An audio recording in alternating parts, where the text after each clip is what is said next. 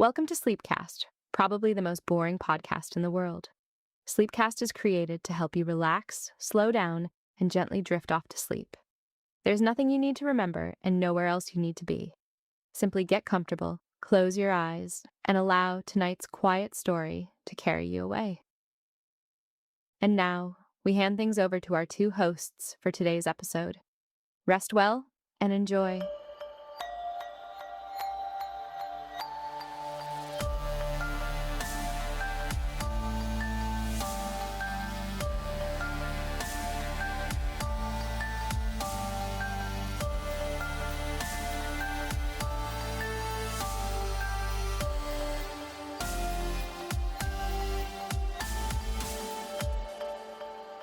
Imagine, if you will, just for a second, being the absolute most famous person on the planet. Right, like recognizable in literally every single country on Earth. Exactly. I mean, you are generating billions of dollars in revenue for multinational corporations. You employ hundreds of people just to manage the basic logistics of your existence. You're basically a walking, talking economy at that point. You are! But then imagine waking up one day and realizing you legally do not have the right to choose your own lawyer.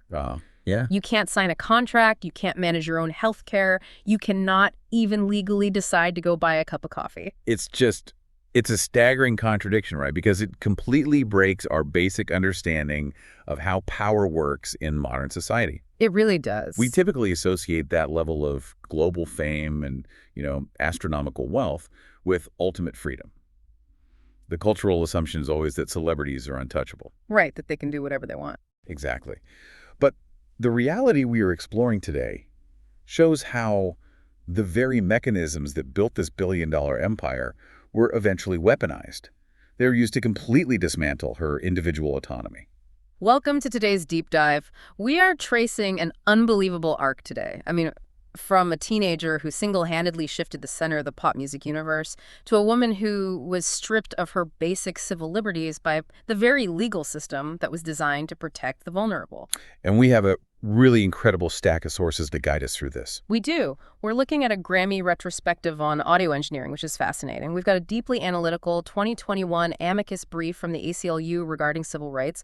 We have actual audio from the LA Court Commons. That audio is chilling, honestly. It really is. And we also have a comprehensive biographical dossier extending all the way up to her recent legal filings in May 2026. So our mission today is really to understand the machinery of this entire story. How did Britney Spears engineer this massive global cultural shift? How did the legal system capture her? And, how was she navigating a profoundly messy, unfiltered reality today? Yeah.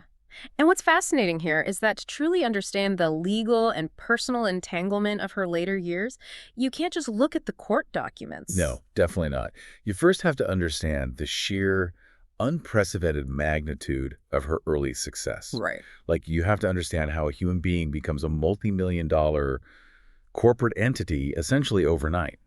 It all traces back to a specific, highly engineered moment in music history. Okay, let's unpack this. Because before she was this billion-dollar brand, she was just a kid from the Bible Belt, right? Yeah, exactly. Born in Macomb, Mississippi, and raised in Kentwood, Louisiana, which is a town of maybe 2,000 people. Very small town. Yeah, Southern Baptist girl singing in the church choir.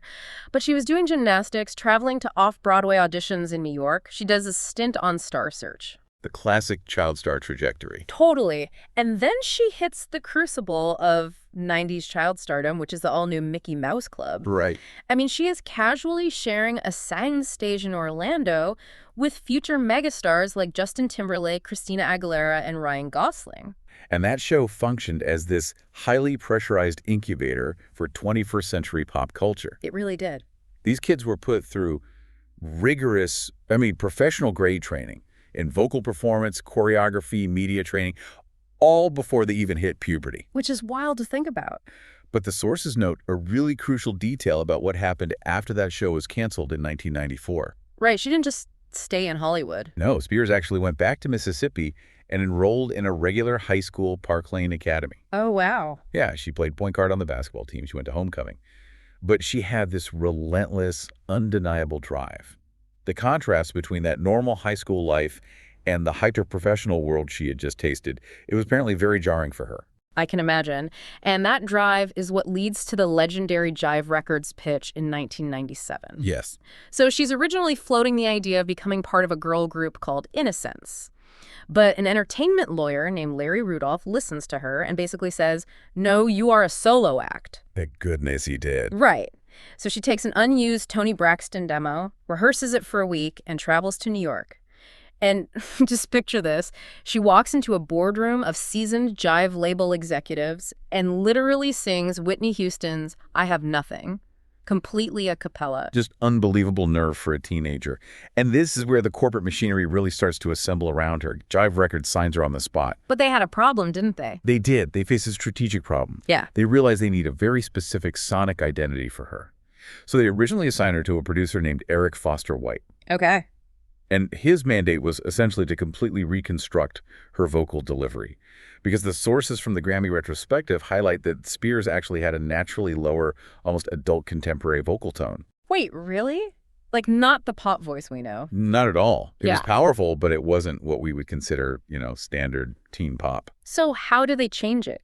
I've always wondered about the mechanics of this because the quote-unquote Britney voice is so distinct it doesn't sound like anyone else from that era. It's a fascinating piece of audio engineering, honestly.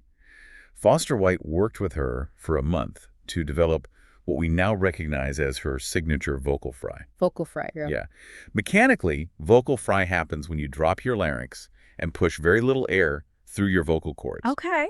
which causes them to vibrate slowly and erratically. It creates that crackling low register sound right at the front of the microphone. Oh, that makes sense. But it wasn't just an aesthetic choice. It was a technical strategy to allow her voice to cut through the dense, synthesized bass lines that were really dominating pop music at the time. They were engineering a frequency that would literally stand out on radio. That is incredible. And she initially envisioned her sound as something akin to Sheryl Crow, but younger, right? Yeah, like an acoustic singer-songwriter vibe. But Jive executives completely overrode that. They sent her to Stockholm, Sweden. And here's where it gets really interesting. They send her to Chiron Studios. Yes. She is put in the room with a visionary producer named Dennis Pop and his protege, a former metal rocker turned pop mastermind named Max Martin. And if we connect this to the bigger picture of global music production, Chiron Studios in the late 90s was operating on a completely different paradigm than the American music industry. Really? In what way? Well, Dennis Pop had this philosophy that Sweden would become the center of popular music, which is a vision he started realizing with acts like Ace of Base and the Backstreet Boys. Oh, right. But it was Max Martin's collaboration with Britney Spears that truly cemented a Swedish pop dominance that continues to this very day. Martin brought a mathematical precision to songwriting. Mathematical precision. What do you mean by that? Because looking at the Swedish pop hit-making process, it feels less like art and more like a precision automotive assembly line, you know? It really was. You've got Martin engineering the chassis, the label supplying the fuel, the studio tweaking the aerodynamics. Exactly. Max Martin utilizes a concept often referred to as melodic math. He prioritizes the phonetic sound of words over their actual meaning. Oh, so the sound is more important than the lyrics. Right.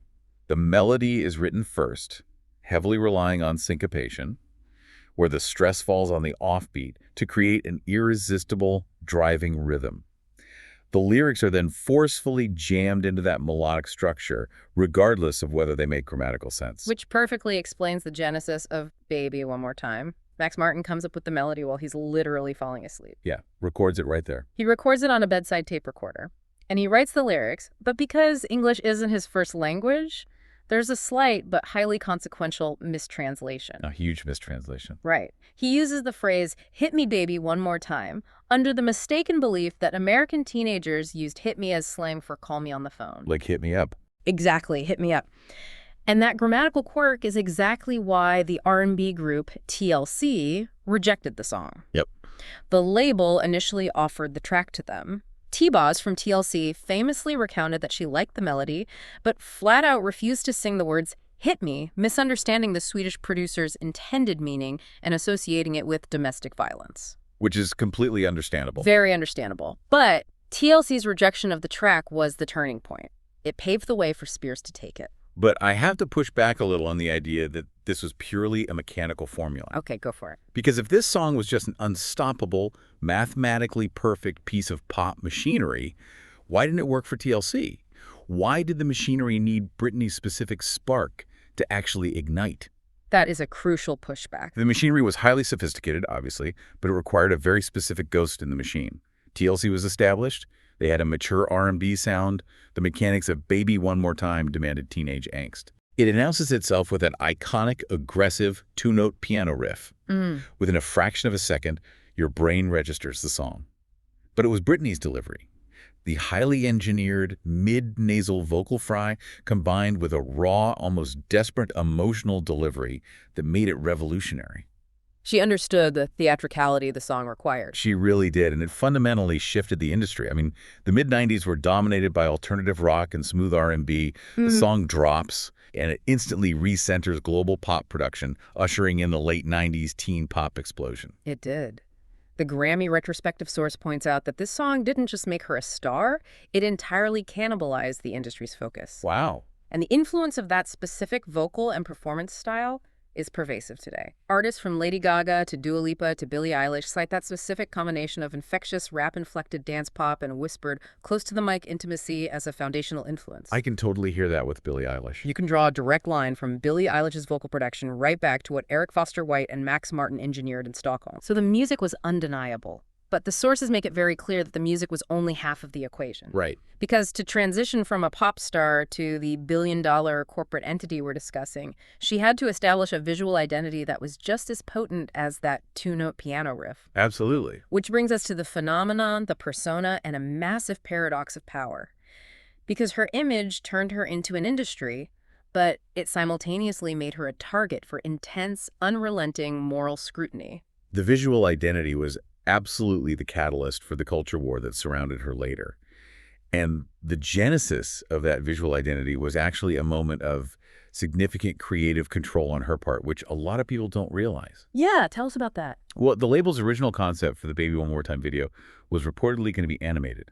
Like a cartoon. Yes, a literal cartoon designed to appeal strictly to young children. A cartoon. Can you imagine how differently pop history would have played out? Completely differently. But she rejected it. A 16-year-old girl pushed back against seasoned executives. She was the one who pitched the concept of a Catholic schoolgirl daydreaming in class. That was her idea. Her idea. She suggested filming it at Venice High School in Los Angeles. She even went to Kmart to buy the clothing and decided to tie up the shirts. She actively conceptualized the look that would define her career and unfortunately spark a massive cultural debate. She was a co-architect of her own phenomenon then, and the commercial peak that followed was astronomical. The numbers are almost incomprehensible today. Her debut album sold 30 million copies worldwide. Which remains the best-selling debut album by any artist in history, by the way. Incredible. And then her follow-up, Oops, I Did It. Yeah. Again, sold 20 million copies and set a record for the highest debut sales by a solo artist, 1.3 million copies in a single week. Just massive. By 2000, Forbes named her the highest paid female musician in the world. Right. And let's break down the economics of 30 million albums sold in 1999. In the pre-streaming era, physical CDs were generating roughly $15 in gross revenue each. Oh my gosh. We are talking about nearly $500 million in gross revenue from a single album cycle.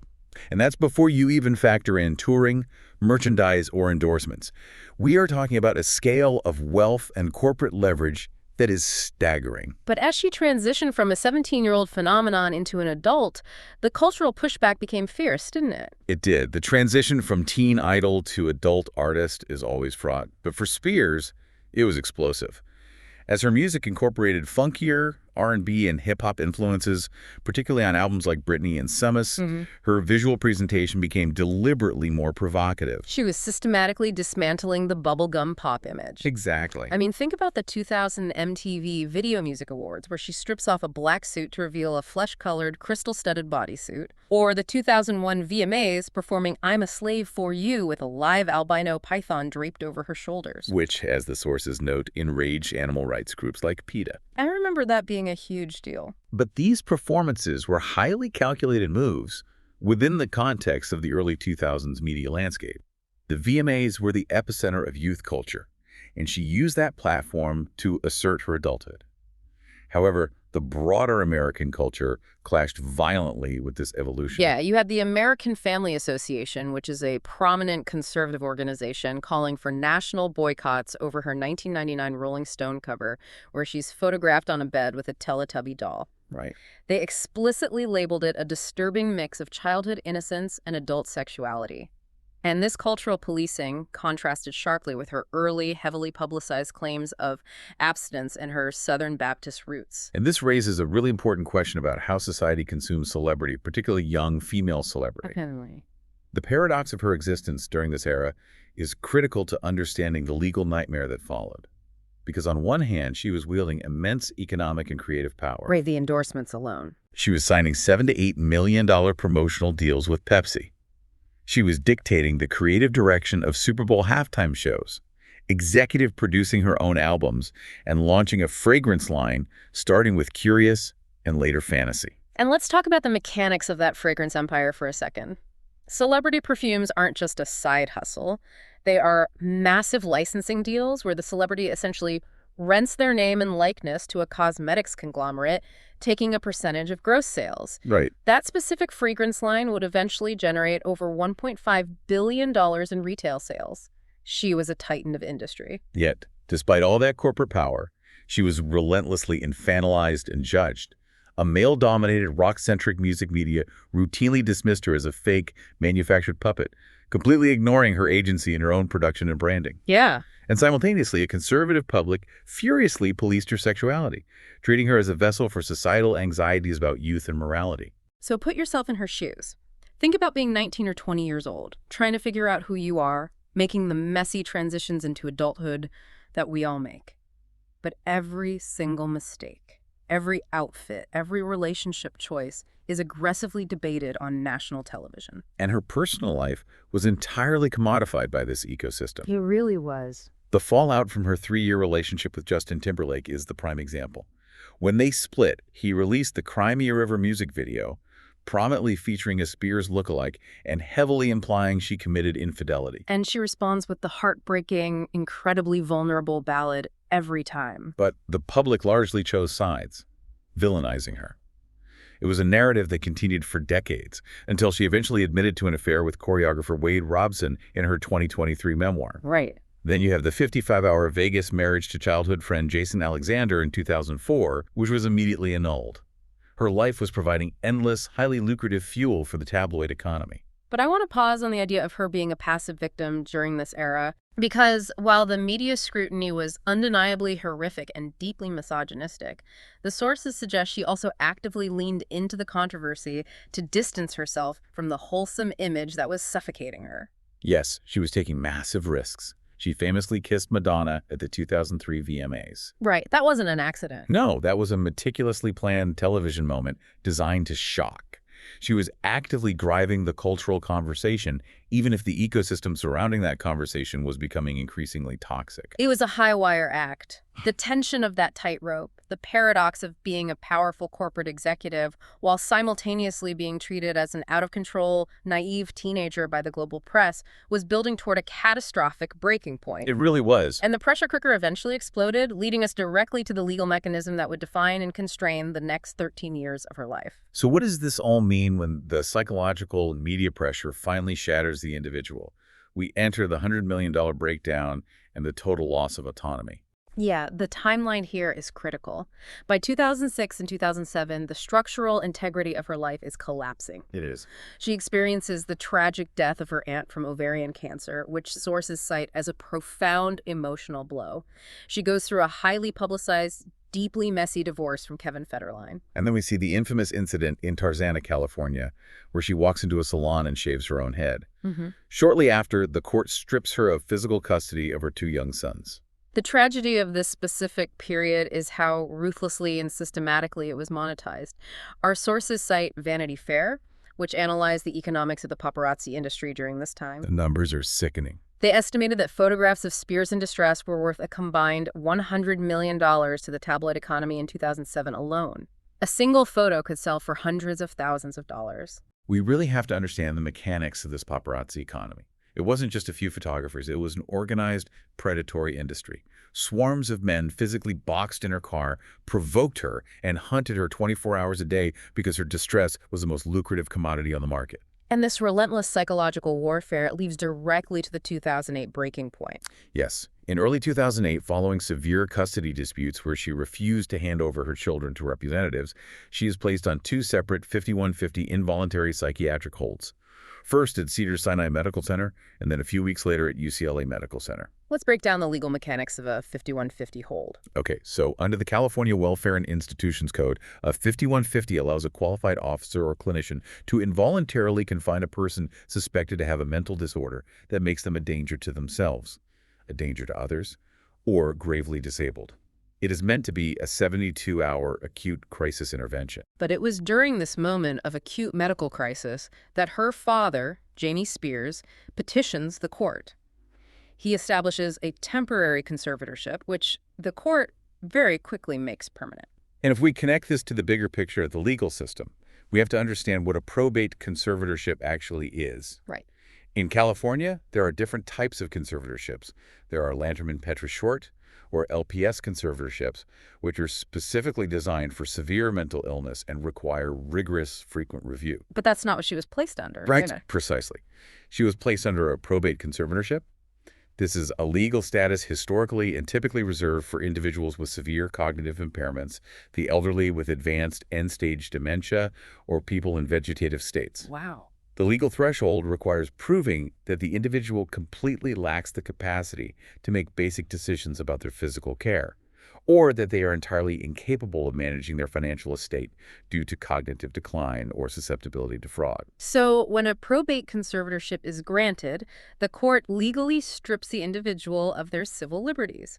They become a conservatee, and a conservator is appointed to make every single decision for them. And this is where the cognitive dissonance of this case becomes absolutely deafening.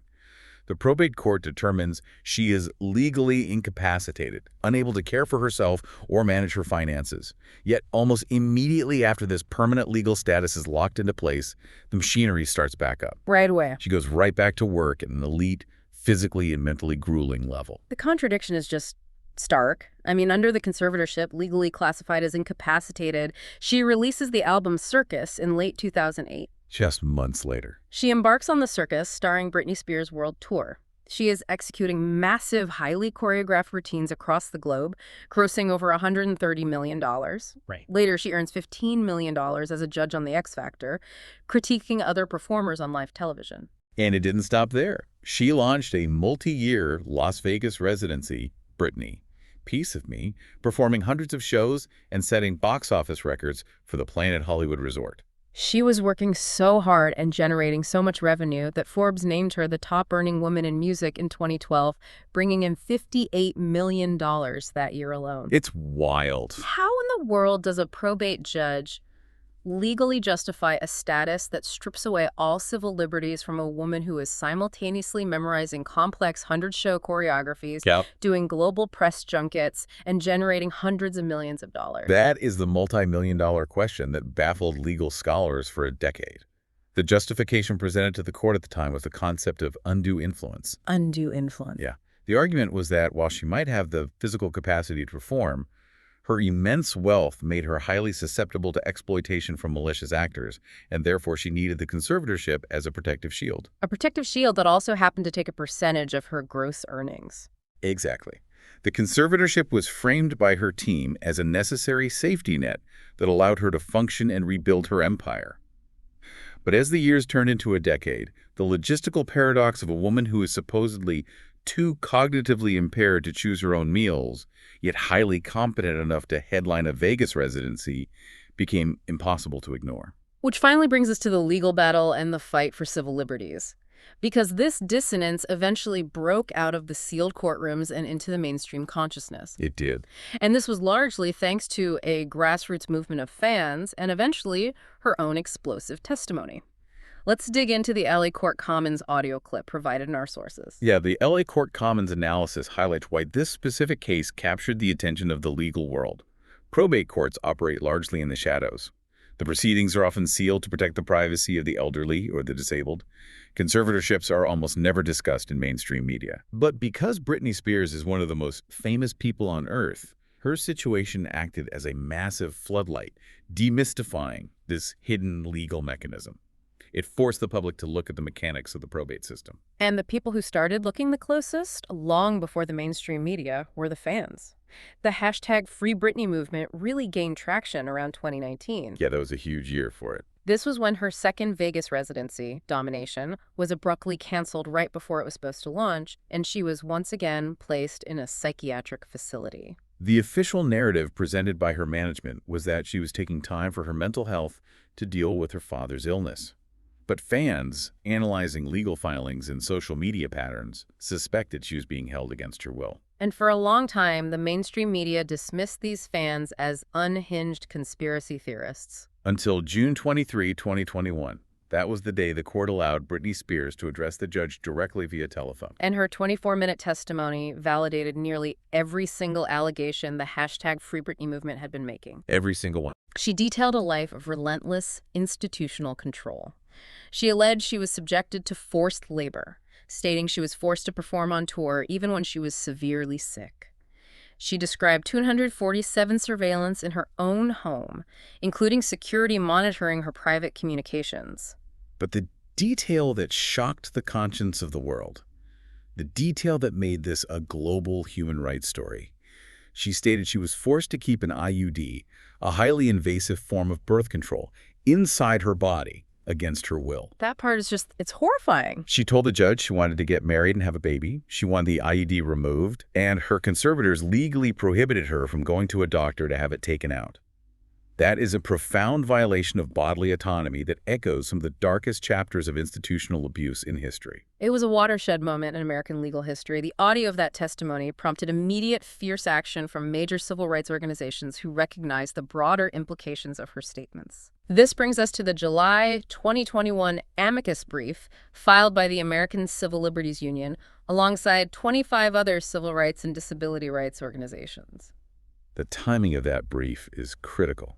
Shortly after her explosive testimony, her court-appointed attorney, Samuel D. Ingham III, resigned. Right, he'd been there for a long time. He had represented her for the entire 13 years of the conservatorship.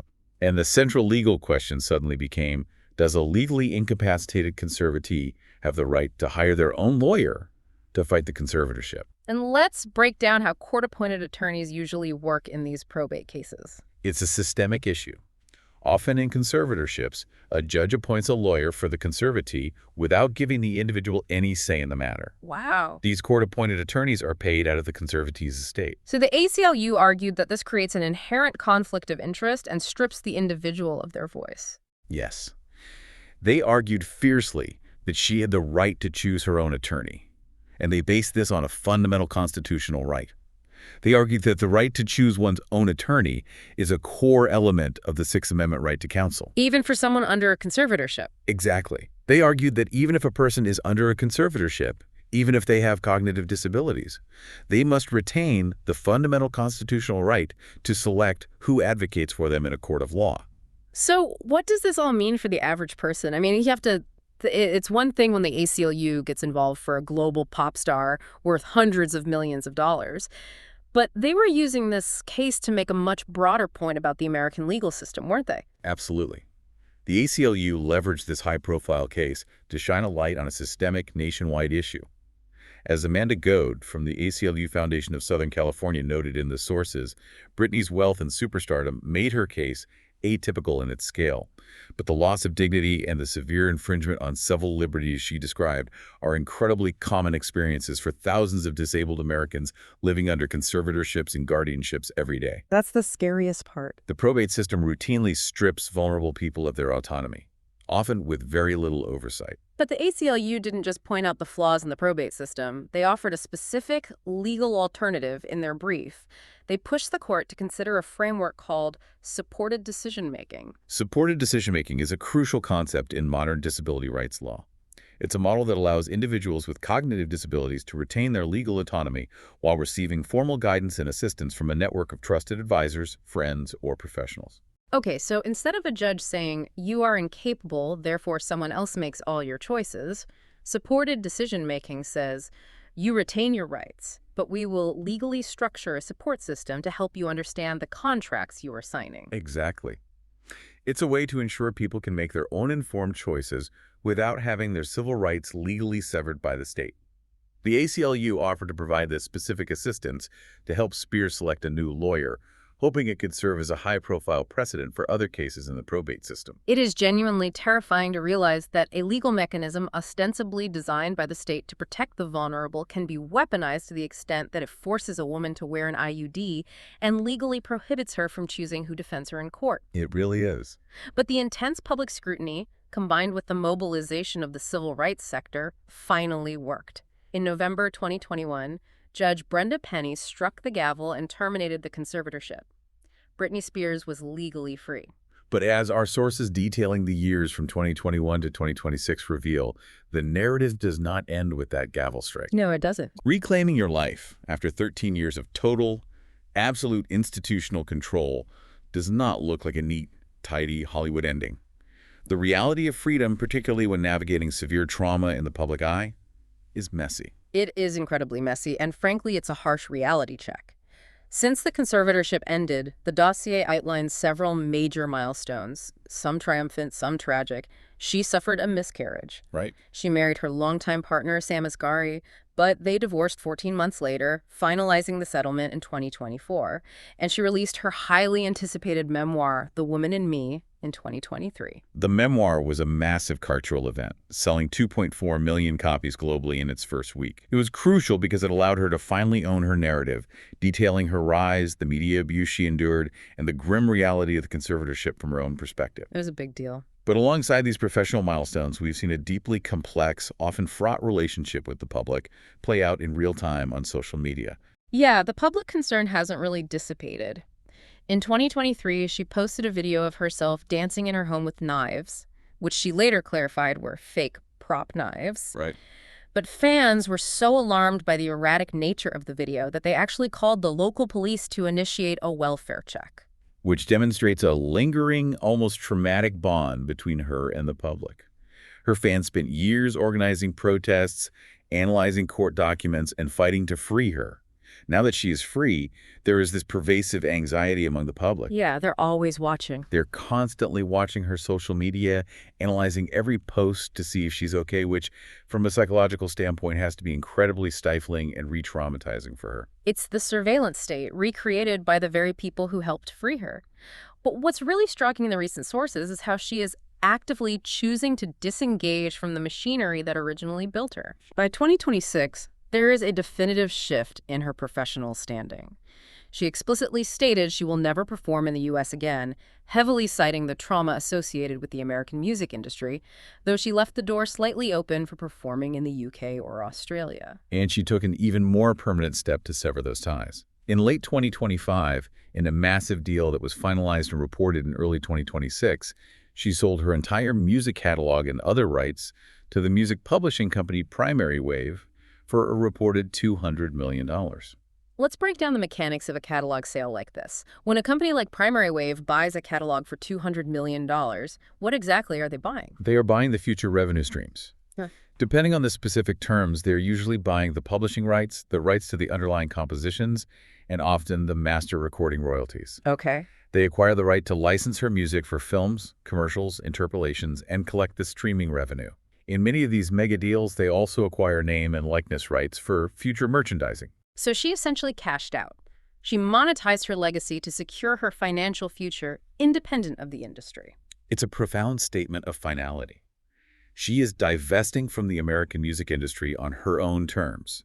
However, navigating that future without the immense, albeit highly oppressive, safety net of a conservatorship has brought real-world legal consequences that she is now facing as an autonomous adult. Right. And we need to look at these 2026 legal troubles not as tabloid gossip, but as a stark look at the reality of trauma recovery and navigating the standard legal system. Exactly. In March 2026, she was arrested in Ventura County for a suspected DUI. In April, her representatives confirmed she had checked into a rehab facility to address the issue, and she checked out on April 30th. which culminated in a plea deal in May 2026. This is where we see the transition from the specialized closed world of the probate court back into the standard criminal justice system. Right, real court. On May 4th, her lawyer appeared in court on her behalf. She was not physically present and entered a guilty plea to a reduced charge of reckless driving. Let's analyze the specific conditions of that sentence because it's highly structured. She received 1 year of probation. She was sentenced to 1 day in jail, but she was credited for the time she already served during her initial March arrest. Okay. She had to pay standard court fines.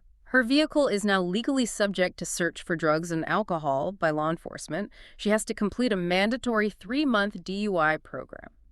But the most significant part of the plea deal, I think, are the mandated medical requirements. The Ventura County Court mandated that as a condition of her probation, she must meet with a psychologist once a week and a psychiatrist twice a month. Wow. If we connect this to the bigger picture of her narrative, healing from 13 years of institutionalization and decades of extreme media trauma is profoundly nonlinear. The mandate for continuous psychiatric and psychological care as part of a criminal plea deal represents the ongoing, complex reality of her recovery. It's real life. When you are no longer legally insulated from the consequences of your actions by a conservatorship, you have to face them in the real world, in a real courtroom with real probation officers. You do. She is navigating mental health struggles and addiction issues in the glaring light of day, without a conservator hiding it or managing the PR for her. I view this phase not as a failure, but as what actual freedom looks like. That's a good point. Freedom is the autonomy to make mistakes, to face the legal consequences of those mistakes, and to seek help on your own terms, or, in this case, standard court-mandated terms, but as an adult, legally responsible for her own life. Mhm. The transition from a highly controlled billion-dollar corporate asset to an autonomous citizen facing the justice system is jarring, but it is a necessary fundamental part of true independence. It really is an incredible sweeping arc we've traced today. We started with a teenage girl from Louisiana who literally re-engineered global pop music production alongside Max Martin and Dennis Pop. Yeah, she changed everything. We watched her become a prisoner of her own monumental success, navigating intense media misogyny and corporate exploitation, and then we saw her become an unlikely catalyst for a national conversation on civil rights, disability rights, and the dark, hidden corners of the probate court system. Her life has been lived at the absolute extremes of the American experience. Extreme wealth, extreme fame, extreme surveillance, and extreme legal disenfranchisement. It forces us to confront how deeply intertwined our entertainment is with the legal and economic systems that govern us. So I want to leave you with a thought to mull over, something that wasn't explicitly stated in the legal briefs or the Grammy retrospectives we examined today. What if Britney Spears' most enduring legacy isn't her record-breaking albums? Right. What if it isn't the Catholic schoolgirl outfit or the albino python or the $200 million catalog sale? What if her most important contribution to culture is how her profound suffering exposed the deep systemic flaws in the American probate court system? It's a really powerful thought. Her fight for freedom forced society to finally question the horrific price tag we place on our entertainment and to look at how easily civil liberties can be erased in the name of protection. It's a legacy of legal reform, a warning about the commodification of human beings, and a testament to the absolute necessity of the Sixth Amendment. Thank you for joining us on this deep dive. Keep questioning the narratives behind the media you consume, look deeply at the legal systems operating in the shadows of your own communities, and remember that behind every pop culture phenomenon, there is a real person navigating a very messy reality. Until next time.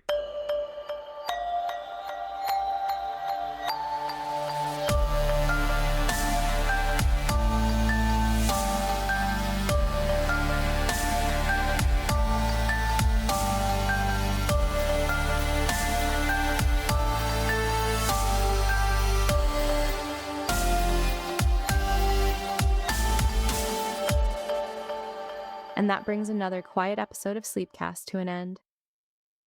Thank you for spending this time with us. We hope our two hosts helped you relax, slow your thoughts, and perhaps drift gently off to sleep. New episodes of Sleepcast are released every day, 7 days a week, all year round. Follow Sleepcast on the podcast app you are using now, so new episodes are added automatically, and you can be notified. whenever another wonderfully boring story is released. Until next time, sleep peacefully and good night. Sleepcast, probably the most boring podcast in the world.